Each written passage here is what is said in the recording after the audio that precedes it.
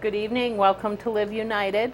Live United, where we have an opportunity to share and learn more about all the great things happening in the Monadnock region that make a difference in the lives of our citizens.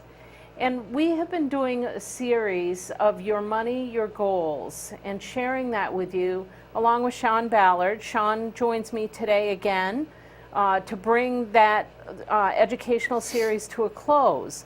And welcome, Sean. Thank you. The Your Money, Your Goals program is something that you did as part of an internship as a Keene State College student and recent graduate. Congratulations. Thank you.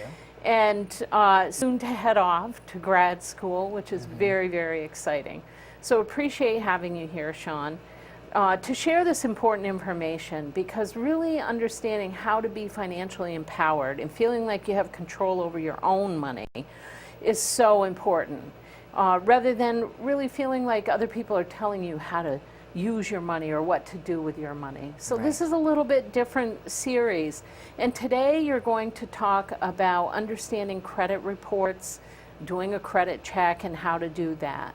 I think you're going to recap also some of the previous sessions that you've done. Yep. So kick us off with a little bit of information here. Okay, yeah, so as I stated before, we reviewed SMART goals briefly the last time I was here. So what SMART goals are goals that are specific, measurable, attainable, relevant, and timely. So what you want to do with those is apply them to an everyday savings account, managing your cash flow coming in and coming out, how to pay bills on time. You can really use those goals for anything and everything in your life. Goals can change. Your SMART goals can either become new goals or can be erased completely and develop brand new goals that help you achieve those new whatever it is you're saving for. And we also went over managing cash flow and paying bills, which kind of revolve under the same spectrum. So how to use those proper charts that are now online or should be online on MUW.org, and how to manage your cash coming in, how to set aside enough money each month so you can either establish an emergency savings account, you can pay your bills on time if you have, an overdraft, or you're ran out of money that week to pay a certain bill, you have enough in your bank account to pay those certain bills. And that's where SMART goals also come into play. Because you can use them when you're paying bills and managing cash flow as well. So we kind of went into those a little bit in depth already. So today I'm going to talk a little bit about understanding credit reports and scores, and also how to handle those creditors when they call, and things to look for and different things like that. So why is it important to understand credit reports and how to check your credit report? It's important for individuals to be able to check their credit score regularly and understanding how that works, specifically just because when you're going to purchase things in the future, in your future life events, whether it's purchasing a car or getting a new place, whether it's a mortgage or a rent, and making sure you're on time with all those payments really works in your favor. It can get you a better rate. It can help you establish yourself a little bit better when you have a better credit score and credit report. Now, and I think one of the things that we forget with credit reports and credit checks is that more and more people use those. Employers use them now to help them understand whether you're a trustworthy and reliable employee potentially. So they do credit checks oftentimes. When you're renting, oftentimes they look at your credit report to make sure you pay your bills on time. And like you said, if you're purchasing things like maybe you're paying for a college education for your child, or you're having to purchase a vehicle, whether it's used or a new vehicle, those kinds of things, they do credit checks, and it does affect the rate you receive for those loans if you're taking out a loan. Absolutely, and I think it helps also people, maybe sleep a little bit better at night knowing that their score is good, they're in a good place, and they have the abilities to go out and purchase that new car if they want to, or be able to know that, paying for college and paying for a vehicle, they're doing okay and they're on the right track for success and things like that. And part of what you're going to talk about is how to read your credit report and how to understand it, where to check it and things, and I know that. And I want to make sure our audience isn't frightened by this, because everybody, a lot of people are afraid to check their credit or worry about their credit scores. And there's lots of things you can do. Part of the reason you check them is so that if you see an error in it, you can rectify that. You can correct that error. And that is really, really important to do. The other thing that you can see is if somebody's gotten into your identity somehow. And I know I had that problem where somebody actually used my identity, and when I checked my credit report, I saw that they were purchasing things on a credit card they had taken out, but under my name and my address. So it is important to check. So let's jump in here to where are you going to start us? So where we're going to start is how you read a credit report and score, and moving into that, we'll talk about kind of, how to submit a credit report and a score. So when you're reading a credit report and score, you want to take everything into consideration. You want to take in how many people are working, what you're doing for a job, how much you make, what you're, if you have children, if that is part of what you're doing and you're paying bills for them, what are those bills that you're paying for them, what your spouse has for a job and what they're doing. And you want to make sure while you're filling out all of these basic information questions that you're being as honest as possible, because that's what's super important. Is if you're being honest and you're being as real as you can be with the numbers and who's doing what and who's working and who's not, the better your score is going to come out and the more results you'll have, and you'll be able to know more accurately where you stand, whether it's fair or not. So when somebody pulls their credit report, it's oftentimes pre-populated with all of that information. So it has, who your family members are, your address, your previous addresses. Sometimes it goes back years. I know when I look at my credit report, it goes back probably 20 years on my addresses and my places of employment. And you can even see, if you want, whether your medical records have been pulled by someone. So that information pops up. And when you're looking at it, if you see something wrong with that, that's part of the reason you're checking that. Right. It's not that you're necessarily writing that in. It comes to you already written in. You want to make sure it's accurate. And then you have to send in a request to correct it if it's wrong. So part of what I had to do, I know, when I saw that this other person was using my identity, part of the reason was because they had the same name I did, but they had given me that address and all of that information attached to me rather than to them. Right. Yeah, it's something that's very easily can be misconstrued, or you can look at a credit report and just say, oh, okay, this is accurate. It's important that you should go through all of the numbers, crunch everything, make sure that every medical bill, every car expense, every payment is accurate to what you've done. And that's why it's super important, because as Kelly stated, it can so easily be taken from someone and you would have no idea unless you checked that credit report, or your credit card company or someone had called you saying that your identity had been compromised. So super, super important when trying to read those reports and submitting reports. When you're submitting your report, you want to be as accurate as possible.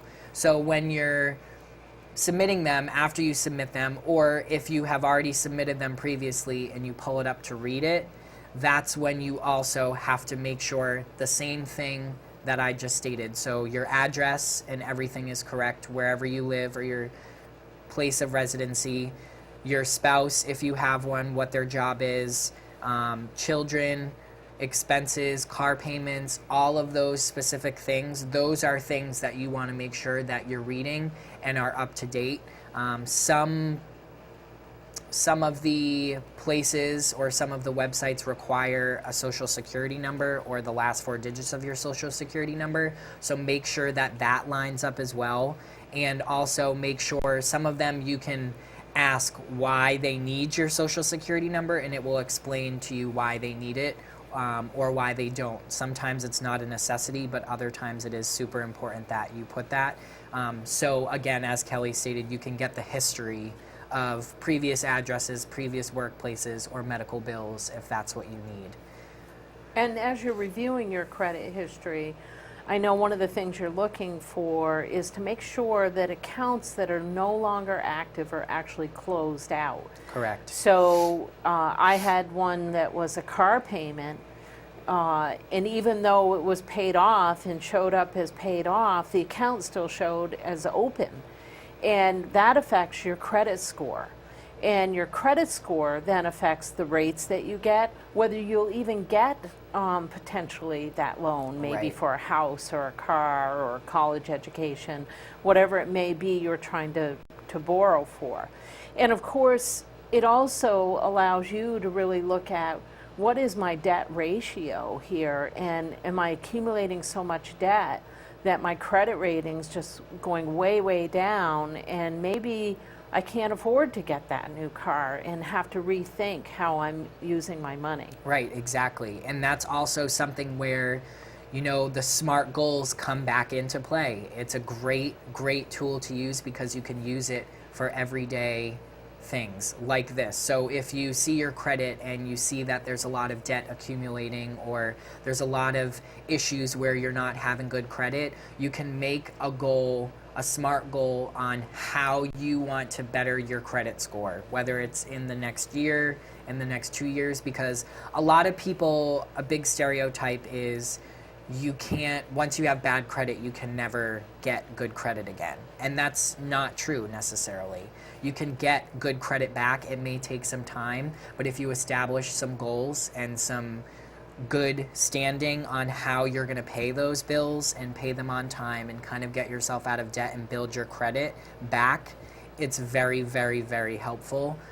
So use that tool definitely if you feel like you're just staying afloat, or even if your credit score is good and you want it to be better, it's still always a good thing to make your credit score as better as it already is. So it's good to use those goals and try to figure out where you are in life, in your payments, and where you want to go to get that score better. And I know one of the things they recommend is that you check it at least once a year. And Yes. it's primarily once a year because you can get a free credit report from all 3 credit reporting agencies. And I Right. think we have a slide with the list of the 3 credit reporting Yep. that we'll bring up in a minute here. But the credit, you know, getting your credit score once a year, and as you said, then setting some SMART goals around that. Do I want to improve my score? Is my score good enough right now that maybe I can begin to think about purchasing a house or a car or something? But it can help guide you in some of those SMART goals in managing your resources that you have available Yeah, to you. absolutely. And it helps so when you go to make those purchases, or you're going to buy a car, or you're going to get that mortgage payment, it helps you feel more confident about maybe getting a better rate because you know that you've been paying your bills on time, you've been getting a better score, and you kind of are aware of what's going on. So you can say, actually, I feel, you know, my score is this, I've checked it recently, this is what it is. So I think it's a great thing to check yearly. And like you said, it's free. A lot of the websites or the places where you can get your credit score checked, they offer it for free. So it's a great, great way to do it. And I would caution you, audience, that your free credit report, please make sure it's truly free and that you're not purchasing credit monitoring as part of getting that free credit report. Not to say that credit monitoring is a bad thing, but there is a cost oftentimes attached to that.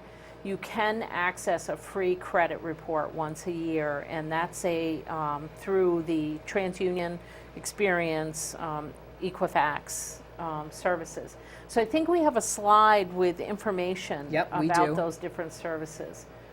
Yep. So when you are looking at trying to figure out understanding your credit report, or you want to read your credit report, you can go to www.annualcreditreport.com, or you can call Equifax, Experian, or TransUnion on those numbers.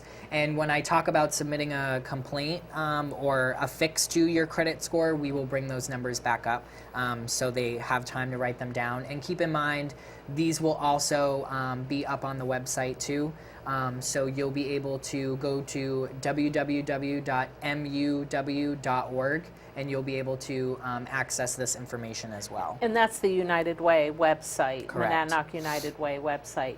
Now that annualreport.com is actually the free report site that Correct. you get once a year. Correct. You get all three agencies' reports. And now one of the things sometimes you'll see is that there's variation among the scores Yes. with the three credit reporting agencies. And can you tell us anything about that, or is that something that people should be researching?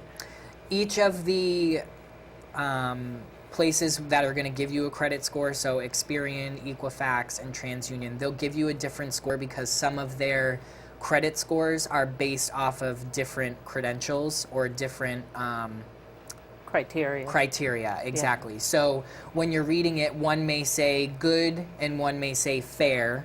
So the great opportunity about the annual credit report, when you can get the free credit report, they usually give you either one or two of the companies that offer you a credit report. You can actually click on each of those individually and see what their standards are and how they evaluated you on it. So a lot of them, it's not really a big difference. Some of them, it's just little, or their one little credential kind of affected whatever the other one didn't affect. So it kind of depends. But yeah, it's more of when you get it back, if one is different than the other, that's when you do a little bit more digging on the one that you might not be satisfied with and figure out how their credentials are different from the other one that gave you a good score or and a bad again, score. when you're checking those, if you've made corrections, and we're going to talk in a minute here about how to make those corrections, because it goes back to those phone numbers and email addresses and the Fair Credit Reporting Act that's out there. But if you're making corrections to it, you actually want to check your report that those corrections occurred. So I know when I had to do the corrections to mine, 2 of them corrected it, and the third one, even to this day, I send them a letter every 6 months, and they still haven't corrected things. Right. So sometimes, and then you have to report them to the Consumer Finance. Which is why it's a super important thing to, when you get those 2 credit scores, if that's what they give you, you need to check the one that you are not satisfied with, because you can't just say, oh, well, I have one good one, so I'm going to go with that one and hope that everything's good. Because you can submit changes and do whatever you're going to do, but as you stated, you can still have problems, or the ones that you changed might not be changed on the other credit report company. So it's super important to check those. And sometimes when people are checking credit, they check more than one credit report. Exactly. Many of them just check with one, but there is some that check with at least 2 different credit reporting companies. So what do you do if you find a problem? So if you find a problem and you want to submit a complaint, there's actually a few steps that you can follow. You would go to the consumerfinance.gov/complaint, and you would just follow the steps that they provide you and fill out the form that is provided online, and then provide as much detail as possible in order to achieve the best results. So this is going to go back to when you're filling out and submitting a complaint, if it's that letter that you've written every 6 months and they're not fixing it and they're not changing what they're doing, that's something where you need to submit that complaint and say, these are the letters that I have submitted. And you can even, there's on the website, there's a place where you can either add a document, or you can copy and paste what you've stated, and you can say, I've been sending this and it's still not being fixed, it's still not being controlled, and I want to get a better score, so I want to make this possible. Or it's, even if it's as simple as you changed your job 2 weeks ago or 2 months ago and you want to get a more accurate score, so you need them to change that information and they haven't changed it, you would go to that website, www.consumerfinance.gov/complaint, and you would fill out the form to the best of your knowledge, as much information as possible, because the more information you give them, the better they'll be able to understand and the quicker your problem will be fixed. Now, what if somebody doesn't have a computer and wants to check their credit report? Is there assistance locally, or is there a place they can go to be able to check that? Yes, you can either call one of the 3 numbers that were put on the screen, or you can also go to your local credit union. A lot of banks, they're saying now, provide you with that sort of information. They might tell you some of the information that you need to bring them so they can better submit that information and get your credit score back to them. But a lot of those places, you'll be able to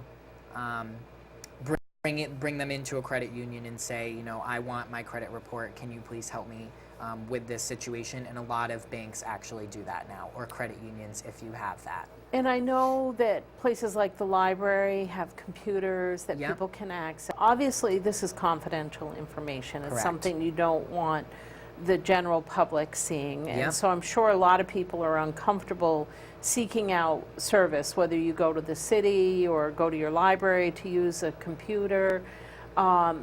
So, you know, being able to call those phone numbers is important, but also being able to walk in perhaps and ask questions. And that would be true of places like Southwestern Community Services. People could do that.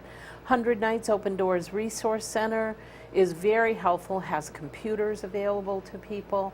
There's lots of services. So if you're accessing a service in the community, a service organization, and have questions about how to do this, have them either contact the United Way or ask them how you reach out to the Consumer Finance Bureau.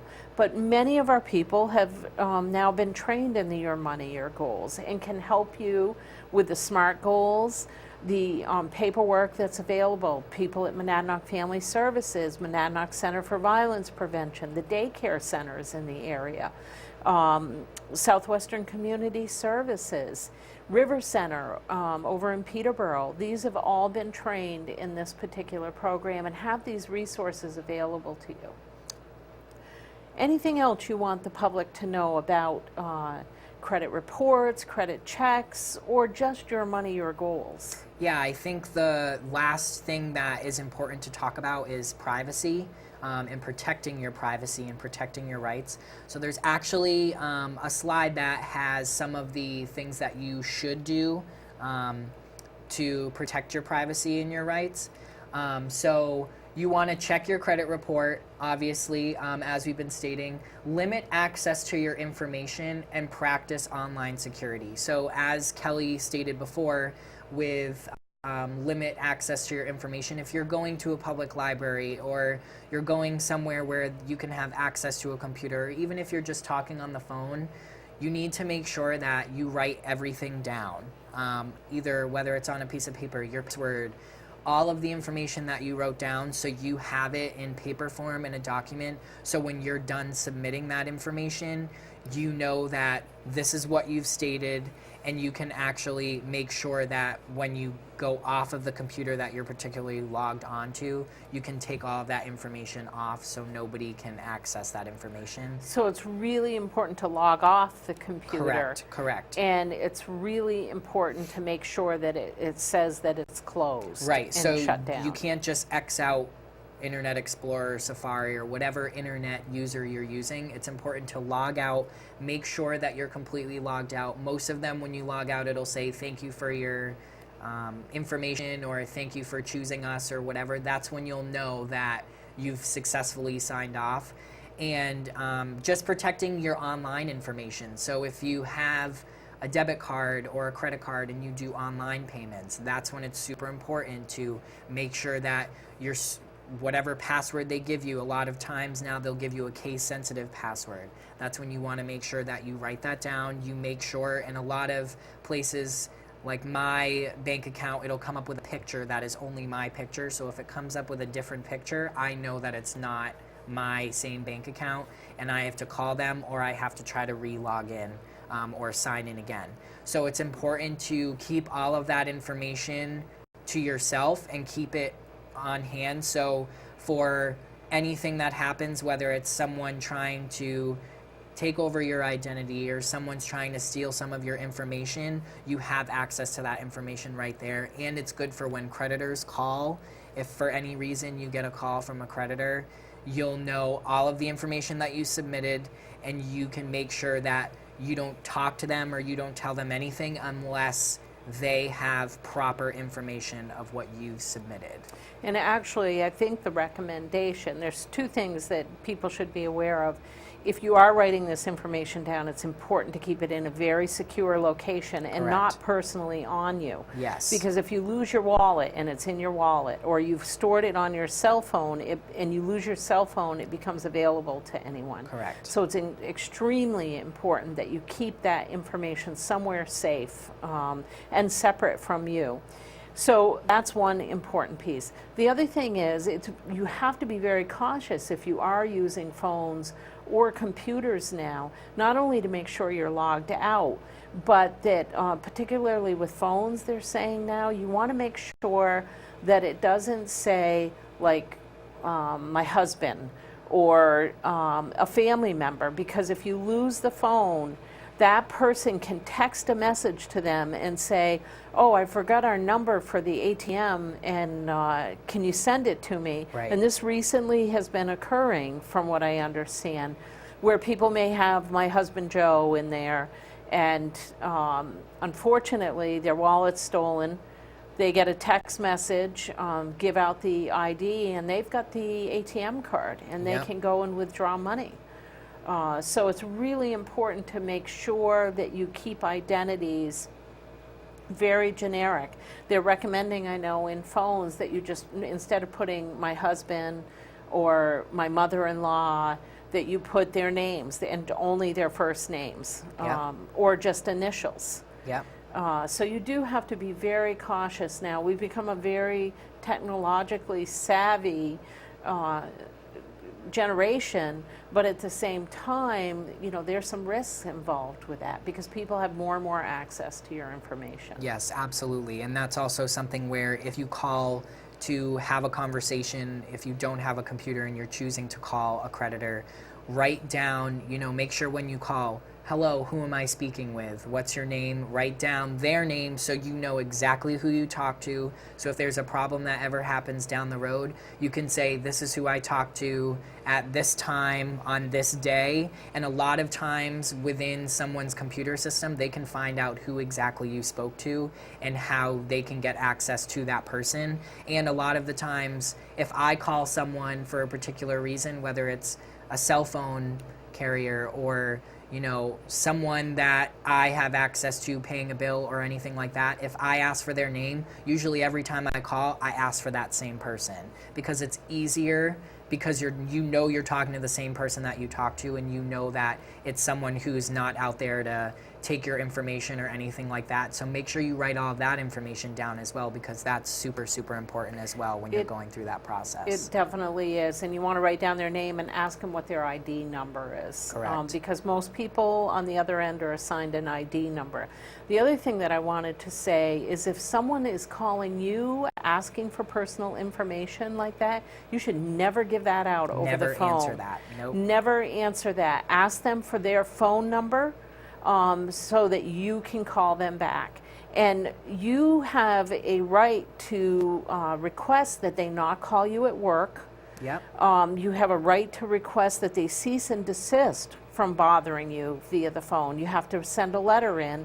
So if somebody is, we didn't talk about collections a whole lot, but people do have some options if they are receiving numerous calls and you are trying to fix your credit.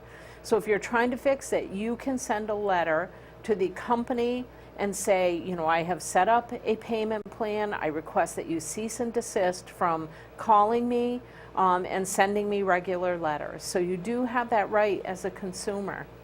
If people wanted to know more about how to, what some of their legal rights are, where can they go to find that information? For legal rights, they can go to the consumerfinance.gov. That website does provide you with some information that you can go there, research what you need, what your rights are for those specific information. And if you do go to a bank or, you know, a credit union, a lot of times you can ask them, you know, what are my rights as a consumer, or what are my rights as someone who is trying to build credit, and they'll be able to read you whatever rights you have and give you a sheet of paper that actually tells you, you know, what you're doing. But for the most part, as you stated, you know, if collections calls or someone calls, do not answer any of that information or give out any of your personal numbers, your personal IDs. That's when you can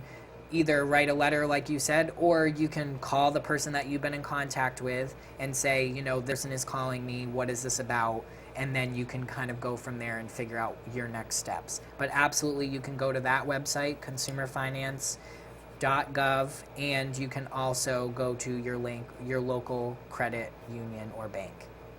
So our banks and credit unions become important assistants in this kind of work, and really being able to not just check your credit report, but I think they can also offer to you free credit counseling locations for those of you that maybe do read your credit report and say, wow, I need to change this, I want to improve this. There are free credit counseling programs that can assist you in doing that if you feel like you can't do it on your own. Sean, you said that information is available now, and I know it's available through the Monadnock United Way website at MUW.org. So people can go online for that. They can also go to the Consumer Finance Bureau and find many of these documents, whether it's how to set SMART goals, how to manage your budget, and set up a budget plan. And, you know, it's, again, really about how you want to control your money and set your goals around your money. Yeah, it is very much so like that, and that's why it's a great initiative. It's a great thing to live by. It's a great toolkit to have and be able to work through, because it's going to work in everyday life, and you're going to feel more confident and more in control of your money and how you're going to accomplish the things that you want to accomplish. Any final thoughts for our audience? Nope. I think just remembering to, you know, protect your identity as much as you can, and make sure that, you know, you offer those, they offer free credit reports. Do it once a year. Do it. Make sure you're on the right track. A lot of people, you know, it's funny, they show some commercials nowadays where someone checked their, you know, credit score in 1980 something, and now it's 2000, and they're like, oh, I won't have to check it. And then they check it anyway, and it's either good and they're excited about it, or it's not as good as it was back then. So even just the commercials kind of tell you and are hinting at you, don't wait 5, 6, 7 years because you get a good credit score from both places once, or all three places once. Make sure you do it every year, because things do change. And as we stated, identities can be manipulated, or things can happen where you don't know where your credit score is going to stand. So definitely take advantage of checking the credit score once a year, even if it's free. And just a reminder to you, audience, don't panic. Don't panic when you pull up your credit score and it's maybe not where you want it to be, or maybe you'll be smiling. But, you know, in today's day and age, there's a lot of things that impact your credit score. And again, you have the opportunity to look at that and say, maybe I want to improve this. Maybe I need to change something in my lifestyle to address this. And you have options, if you don't like what you're seeing, to be able to correct that. And to also be able to receive free service to support you as you're trying to correct those mistakes. So don't panic. You know, a lot of people think credit reports are a scary thing. Use it to your advantage. Use it to make sure that you have control over your money. I want to thank Sean for joining us, and I want to thank Sean especially for joining us for both the spring semester and through the summer. You've been fabulous to have. We are so blessed to really have a young person like you here in the Monadnock region working on a project like this. Thank you for having me. Yeah, you've been super, Sean, and we're fortunate that Keene State College provides such great students that work out in our community, benefiting the community. So I want to remind you, audience, that it's so important to live united, and that it's all about how we give, how we volunteer, how we advocate. And today, especially our message is to you, it's about how you utilize your resources and take care of yourself. Thanks for joining us, and remember, please live united.